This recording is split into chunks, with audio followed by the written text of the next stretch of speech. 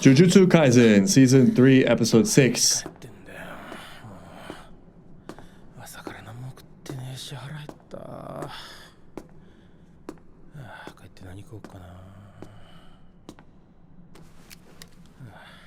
Oops, that's such a cool shot. Imagine infiltrating Fight Club. They're a fight clubbing Fight Club. Wow, what are the Mirio? So cool. The decoy. Playing dumb. Oh my god, wrecked by a panda. They're making this look too easy. Oops. A lot of piercings. It's a lot of piercings. I know this comes as a huge shock, but got a call. This is the phone call we saw. Something's gone wrong. Only call me when something has gone wrong. Don't call me for any other reason. Don't waste my time. I know we're in a relationship, but we got to keep this line clear for safety reasons. I'm going to implement this system with my wife. Only call me if our lives are in danger. I mean, I want to talk to you, obviously. I love talking to you on the phone, but I'm an important man and there's people after me. What people? Oh, well, I don't know, but you can never be too careful, am I right? The more I watched that scene of the phone ringing, the more genius it seemed. It's such a simple device, but it works so well. In the middle of like the feeling like we're being uncovered, which, you know, we were uncovered. We'll get to see Kirara in action. Oh yeah, it's like Gojo. It's like Gojo Light. And that is a problem. But there's got to be a weakness. You cannot advance. Oh, but maybe it's like Aizawa. There's got to be eye contact. Oh, there's a marking. Okay. You're never going to get there. Yeah, you're not going to make it. You're going to just like run in place. Movement actually is impossible for you. Right, like this actually could be solved by communication. Interesting. Oh, they're gonna get along so well. Doesn't look like it though. Looks like his passion has gone hot. This is all very fun, very exciting. As I said last time, I think a lot of this is just he's kind of bored and seeking adrenaline. Wait till he finds out about the Culling games. It's slightly more exciting than rigged sports betting, I think. I don't know. Like a life or death struggle for humanity. Higher stakes, you'd think. All right, now that I've heard this song about 6 times, I'm prepared to say it's great. I love it. Especially as we get into the season and like, you know, as it goes with openings, you start to get the associated emotions from the events, knowing what some of this stuff means. We're on the right track. We're scaling correctly with the good pattern of anime openings. Episode 53. Cog. Like cog in a machine.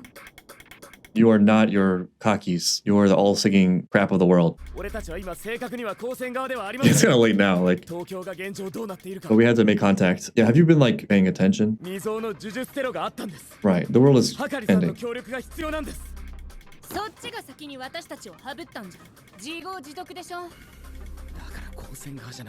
Yes, that's a hard sell sometimes though. The association is strong. You're one of them, etc. If you're not with us, you're against us. Uh-huh.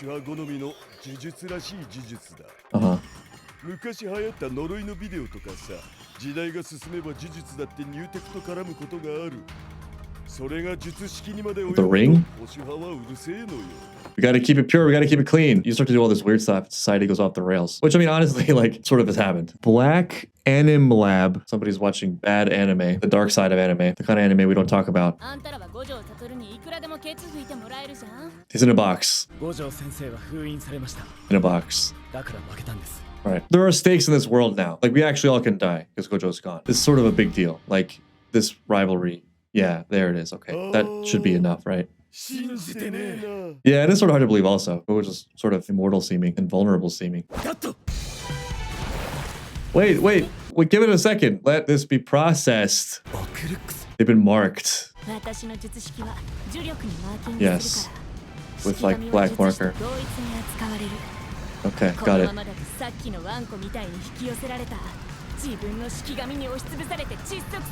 That's a pretty cool trap. They've been marked. There it is. Can you like scrub it off? This is a tough one to figure out on the fly while you're fighting Kirara.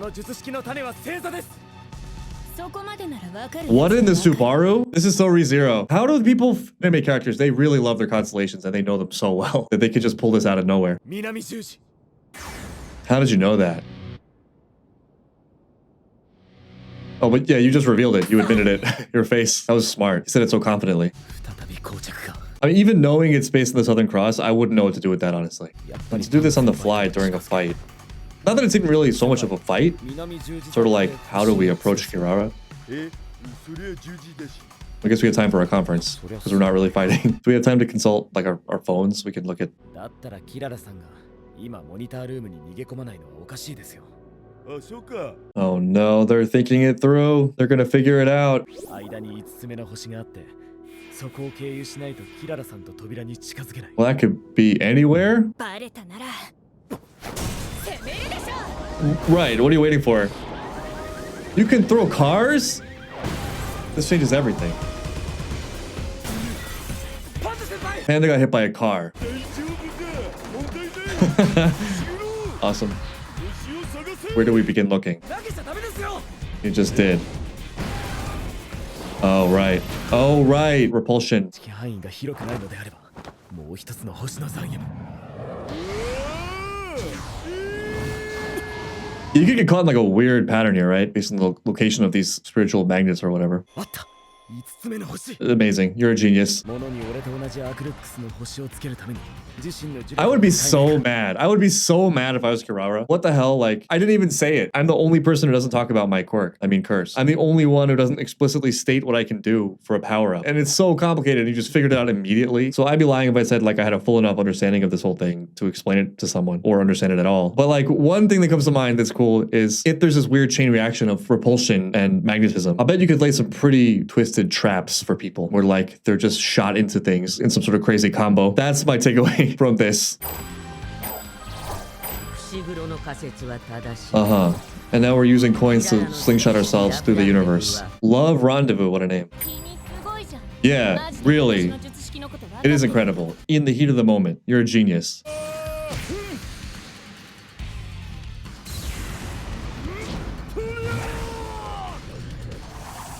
I do love this tag team.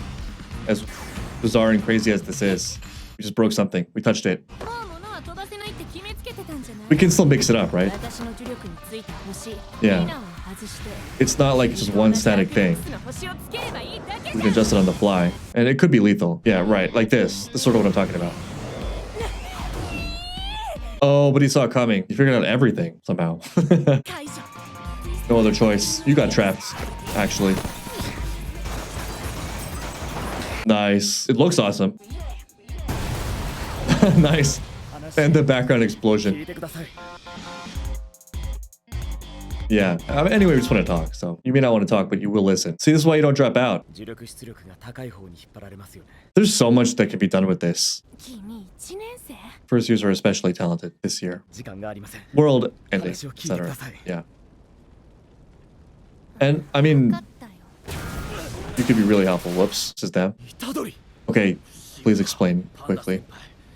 I blew it. And now it's not even about like the mission. It's personal now. We gotta settle this like brothers.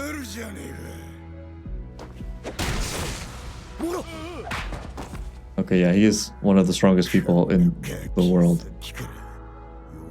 Oh, that is an approach. That's a strategy.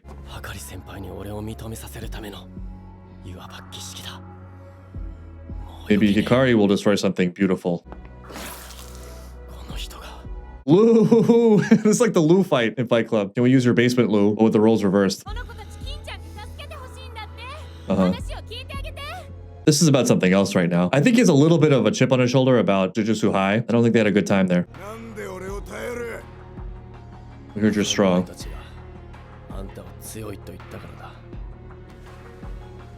I feel like it's going to be so much more than that too. True, I can see how that would be offensive. Like, no one cared about us at all. We were cast out, forgotten, ignored, barely mentioned, never mentioned as far as I can remember. And like, what do you know? Now when you need someone to die for you, you come for us deceptively, not even in a straightforward manner. I mean, not that there was one, but like you lie to us. You choke out and Panda stomp my guards. I don't know if it was orders or something. Oh, no, no, no, no, no. We're not with Yaga at all. Please do not associate with us with that man. Ah. Here it is, Cog. What's the gambit here?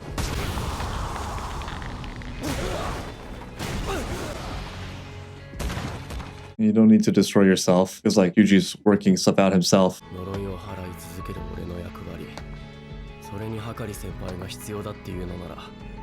あんたが首を縦に振るまで付きまとう。 Interesting. This is not passion. This is duty. I mean, you sort of can't beat this with あんた force. の役割は何だ？ What are you doing? This is actually a really key question for him, I think. これが部品の Whichever way we go, it's passion. If I like it, it's passion. If I don't like it, it's not passion. This is a cog's passion. 銀ちゃん You proved your 熱 point. くなってるんじゃない？ This is passion. Contrary to what you said about having passion gone cold. 熱に嘘をつけね What exactly is passion? You just know it when you see it. Just the way this hits me at first glance. I think Yuji's question of what is your purpose feels right. It feels like the right question for him based largely on the monologue he had last episode when he was introduced. His thing is pretty cool, right? Like he's seeking passion. He wants to feel something. At least he's alive, you know, he's experiencing, he's living. And that pursuit of that passion has pushed him out into the world to the point where he's like really become something, you know, like whatever you want to say about him, this dude is like doing stuff. He's capable. So that passion's really cool. But there's an issue because like many things, passion itself is maybe like lower order than the actual thing from which we might derive passion. Passion for passion's sake is a closed loop. And even though it is really cool and it's great fuel, it kind of runs itself into itself and you get stuck and you're kind of like just chasing your own tail, which perhaps is not that different from chasing some sort of high, which is kind of what this looks like. He's chasing adrenaline was my theory last episode. Personally, I think there's a similar thing with happiness, right? Like how much have we been told that the point of life is to be happy? When you think about it, that is such a crazy goal because happiness is itself a symptom of other things. Like if you're doing things correctly towards some bigger thing, you will feel happy. Happiness is not a decision. It's not a process. It's not a reliable set of steps that you can lean on in times of confusion. It's not a set of values. It's a feeling. It's a byproduct of other things. It's downstream. Like I hear this all the time in dating shows, for example, where like, I love you because you make me happy. But like, why does this person make you happy? What exactly is it that's making you happy right now? And what happens when events conspire so that you're not feeling happy in the moment? Does that mean the relationship is void? It kind of explains a lot when you think about it, why things are so transient. What's the actual goal? What's the actual code? And as a side note, just a funny thing, like if the goal of life is to be happy and you're currently not happy, that means you're failing at life. So like, how the hell are you going to be happy? To say this out loud will seem obvious, but I feel like sometimes this gets lost. Sometimes you're not going to be happy and that's okay. And sometimes you're going to feel miserable doing something that is much more important than happiness. As I've said before, the extreme example on the other side is like, what if there was some drug, hypothetically, that had no side effects and you just felt ecstatic all the time? And you know, you could have a life where you just lay in bed, never moving, having some nutrient fluid pumped into your veins so you don't die, just taking this happy pill. Would that be ideal? You get the outlier who says yes to that, but I think most people would agree that's terrible. But why? You're getting the feeling of happiness through the drug. But like happiness is sort of the highest thing we talk about in Endeavor, which is weird. Maybe you're not supposed to be happy unless you're doing something really right towards something that's more important than happiness. And or maybe a lot of it is circumstantial and that's sort of out of our control. And so it's not something worth anchoring ourselves to. Same thing with passion. You're just not going to feel passionate sometimes. And also I think that with these emotions like passion, happiness, whatever it is, there is a certain amount of that you can get really easily. There's a lot of low-hanging fruit there. But then if you kind of want to go to things that are greater than that, or you want to scale it up to like deeper things, just the way it works out, you might have to sacrifice a lot of that short-term good feeling for something better long-term. You're kind of capped out if you just want to have like a constant state of like fun and happiness or whatever it is. Speaking of like, you know, average, non-average last time, the higher you want to reach, probably the more you're going to have to sacrifice. Asking in his very sort of sincere, innocent way, what is your purpose? Amazingly kind of cuts right to that problem of this kind of self-enforcing loop of like pleasure, basically. There's something hedonistic about it. And as something of a high school dropout myself, I will say this sort of I'm looking for experience, I'm going to live a crazy life as rebellion type thing is very much a reaction to having wanted to play a purpose and wanted to be successful in the current system and feeling rejected from it. お前ら降りてこい。 Do we just become best friends? 取引だ。 Sort of awkward. 上の連中は嫌いだけどね。なんやかんや。 We all hate the upper brass around here. してた金ちゃんが一番熱かった。 Yeah, I mean, he's a bro. He's another brother. Okay, he's that kind of brother. リンゴンリンゴンリンゴンリンゴンリンゴン What the hell is that? This is a Culling game thing? プレイヤーによる死滅回遊への Already? プレイヤーは他プレイヤーの情報、名前、得点。 Oh, yeah, we get... Okay, yeah. It's sort of like Hunter x Hunter, I think. 足りねえだろ殺したんだから Who is it? どいつもこいつも貧弱すぎる Some people are really gonna love this 400 game. 年前の方が幾分も 400 years ago, you say. We're playing the Culling game again. 少な So you know Sukuna. He's around. He's around here somewhere. 200を超えました。 That's a lot of people. 消費して死滅回遊にルールを追加し I'll be honest, I didn't realize that it started already. I thought we were sort of like in the waiting room, starting soon. This guy's already adding rules. 全プレイヤーの情報を開示させろ Uh-huh. Hajime Kashimo. Cool, cool.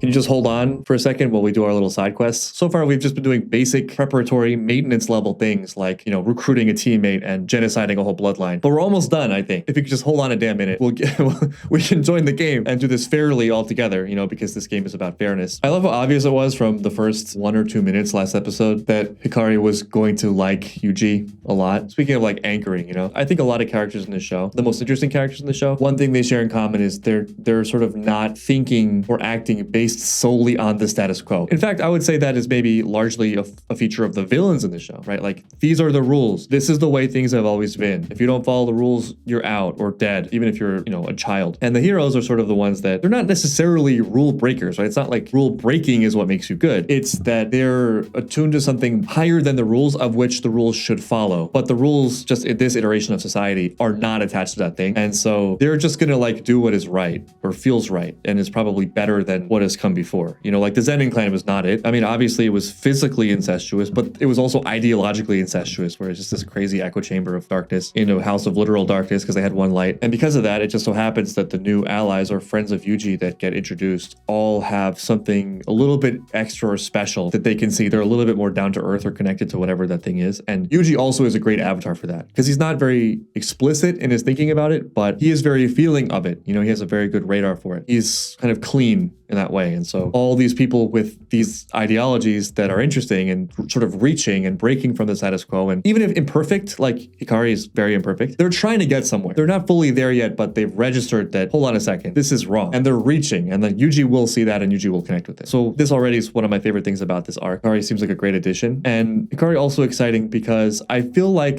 there is that potential or that sort of vision, but he's kind of slacking a little bit. Maybe I'm just projecting all this, but this actually feels very relevant to the whole dropout thing of, you were right, society's lying to you. This is not the path to the life you've been promised. This is the life to mediocrity. You figure that out. That's great. And you never really could find your place in that. So you rejected it. But like in doing so, perhaps it was very easy to let yourself off the hook in many ways. And so you're also able to slide into your worst habits. And like you can sort of cover all that up under the same blanket of screw society, everything's stupid, you know, this sort of cynicism masked as wisdom. And like he's doing really cool things, but they're all kind of vapid. They're all kind of empty and questionable. But what do you know? Here we have something that actually might be important and something to care about, which, you know, the survival of humanity. And Yuji actually, I think, really caring about that, especially given his history and all the things he feels like he's done wrong, understanding the weight of it in people's lives. Seems like he actually has a lot to offer, and they have a lot to offer each other, which is really cool. I feel like their relationship will be as deep as Kirara's powers are confusing, which is really a lot. Really, really, really deep.